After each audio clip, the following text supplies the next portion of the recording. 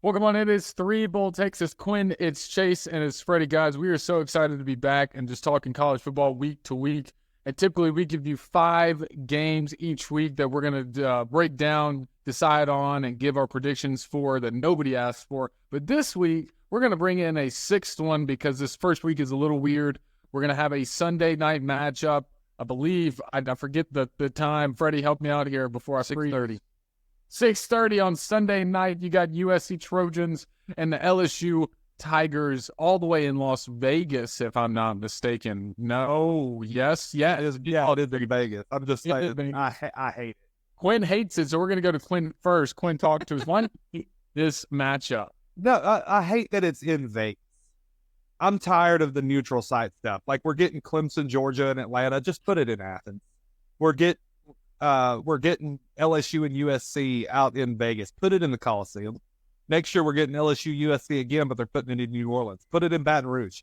It's just more entertaining. I'm tired of watching these like early neutral site games, especially the ones in Dublin, Ireland, but that's a whole nother thing that we've already been through when we talked Florida State, Georgia Tech. As far as the actual matchup, guys, I think I'm going to start off here by making some people a little shocked, a little upset. I know there's all the criticism in the world for USC and Lincoln Riley and how they fail to play defense, and I think that is totally fair criticism. There is one thing I will never criticize Lincoln Riley for. That is quarterback and receiver play. They will be good at that every single year. I don't care who the quarterback is. I don't care who the receivers are. They will produce offensively in the passing. What's your biggest question mark about the LSU Tigers for 2024? Everything? For me, it's their defensive back. Yeah. More than anything. I think I'm not saying they're guaranteed to be terrible, but I got a lot of questions about LSU in the secondary. They weren't good. They have not impressed me at all in secondary play for 2 years running. I think it's about to be 3 years running, but we'll see. And then to top it all off, a lot of this is just spite. I picked LSU to beat Florida State 2 years ago. I picked LSU to beat Florida State last year. I'm tired of it.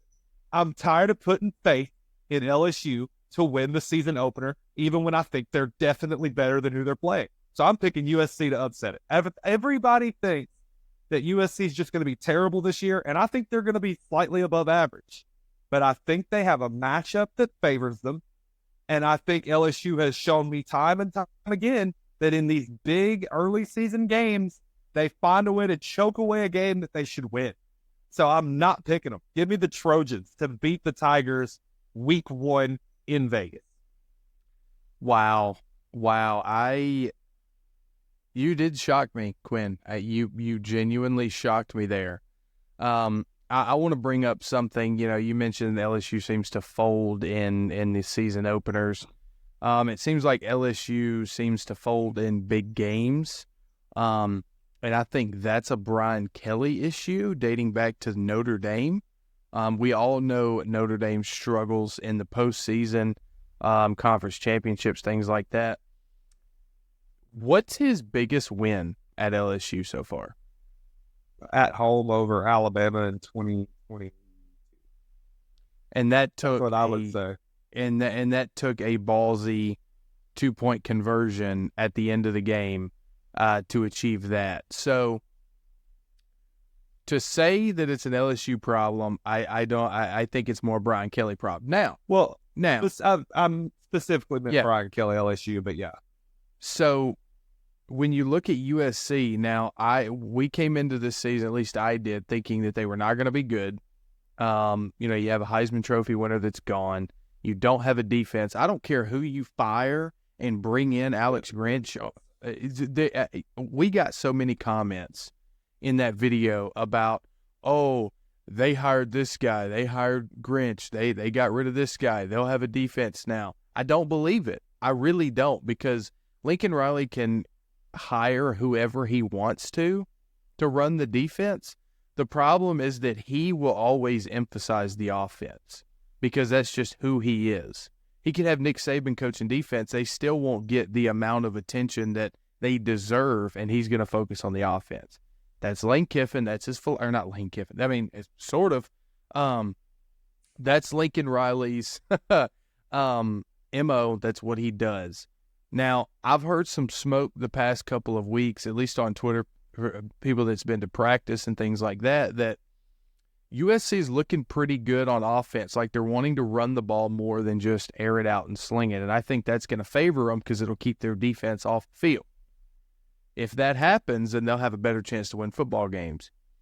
For LSU, I like the quarterback a lot. I think the offense is going to be just fine. I agree with you, Quinn, on the defensive side of the ball. Haven't seen a serviceable defense from a Brian Kelly-led LSU team yet.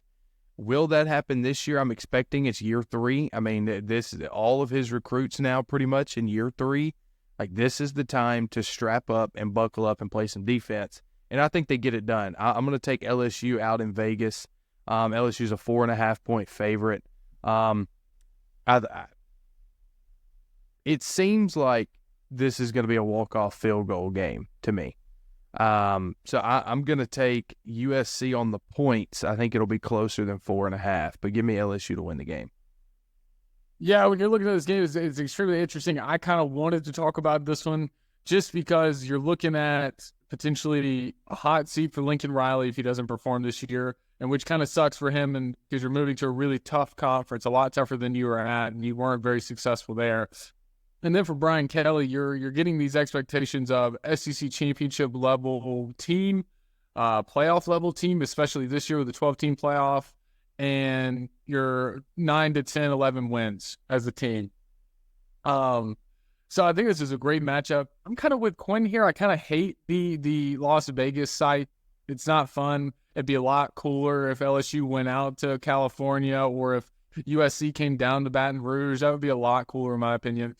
But I think when you look at this team, when you look at LSU, they lost everything on offense. Their top 2 wide receivers, Malik Neighbors, who is going to be probably a generational prospect in the NFL, and then Brian Thomas Jr., who's going to be a very successful, great 1-2 punch that, when I looked at Jaden Daniels last year and I didn't think he was that great, it's because he got bailed out a lot because these 2 receivers were that good. And you'll notice that in a couple years in the NFL when these guys are top prospects. You lose him. I think the only player on offense that you really have returning is Mason Taylor, who's going to probably be the next Brock Bowers. I'm going to say it here in week 1. Mason Taylor is that guy for LSU. He's going to be the tight end in the SEC, so make sure to watch out for that. But then you bring in Garrett Nussmeier, who's going to be okay. He's not great, but he's serviceable. And then USC, I really like Miller Moss. I really like Zachariah Branch. I think both those guys, and Quinn hit on the head because he was saying it, Lincoln Riley knows his quarterbacks. That's one thing. And Lincoln Riley also has his receivers. So it's really toss-up for me. But let's look at it. The SEC just means more. It is a tougher brand of football. It is a harder-nosed defense that you're going to have to play. And it is one of the most successful conferences. Actually, I might be wrong in that. I don't think it is actually successful against non-conference opponents, at least not last year, I believe. It was not last year. Last year. Don't take my word on that one. Never mind. Don't think that one. But the SEC is generally, their top 4 to 5 teams are better than most other teams in any other conference. And so that's why I'm going USC, because LSU not that. LSU doesn't have a defense and hasn't since Brian Kelly arrived. And then you just lost everything on offense. I'm going to put my money on Lincoln Riley this game and this game only. I'm going to go an 11-point win for USC. Whoa. I think LSU has not won a an opening game since 2019. 2019. It's another one. They're not going to get it due. Brian Kelly's not going to get it done. And then as well, the offense is just not there for LSU. I'm going USC in this game. Yeah, I wasn't I'm the only one here on the LSU. Look, I wasn't going to go LSU losing by 11. I think it's going to be one of those deals where they got to, get a first down and they win the game and they're running back, flips on a banana peel and fumbles, and USC picks it up, ends up winning the game on some fluky final play. That seems to be what's happening to them in all these season openers. And I think it's just going to keep continuing. Well, when you look at last year, Daniels was the leading passer and rusher for like 10 of their 12 games, dude. Oh, yeah. So Well, it's their whole team. yeah, he was their team. You lose that. And which, if you lose a quarterback there, that's okay. And if you brought back Neighbors and you brought back Thomas and all those guys, maybe it's a different story we're talking about. But you don't bring either of those guys back. You're integrating new receivers. And LSU does have a good track record with receivers. We can't lie. Look at Jarvis Landry, Odell Beckham Jr., Brian Thomas. You got all these guys that come out and they're really, really good. But you lost everything. You lost your running backs. You lost some of your offensive line pieces. You didn't have a defense to begin with, so you're not getting anything new there. And it's just the faith in some of these, because like Jaden Daniels, I wasn't a fan of him winning the Heisman last year because he showed up great in the games that didn't matter. Grambling, Georgia State, all those kind of games. He put up 500-600 yards. Oh, it's great. Yes, it's video game numbers, but the games that mattered, he was all right, wasn't great. And so now you don't have that anymore. The guy that you said was your offense, your Heisman winner, I just don't see how they're going to get it done. And hopefully I'm wrong. Hopefully LSU, because I'm an SEC homer, but I just don't think they get it done in this game. And this is a huge statement game for Lincoln Riley, too. You got to start the season off hot, because if you don't, how well are you going to do in the Big Ten later on in the year when you have to play that tough of a schedule?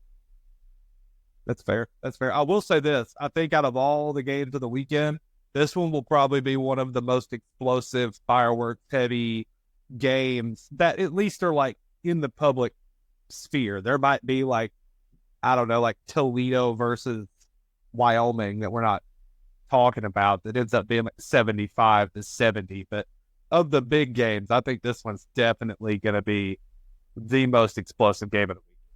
A lot of offense in this one. Oh, yeah. Agree. So make sure to stay tuned. Sunday, that is this game. I think it is one of the lone games and definitely the biggest game on Sunday by far. So make sure to tune into that, guys, and make sure you're always tuning into 3 Bowl Takes. We're getting out these kind of videos every week. Going to do some overreactions as well to each week. If you haven't seen our overreaction to the Georgia Tech and Florida State upset, go watch that. Check out our other videos, guys. We appreciate you. We love you. Thank you so much for watching, liking, commenting, talking to us. We love you guys. Thank you so much. Freddie, Chase, Quinn, 3 Bowl Takes. We're out.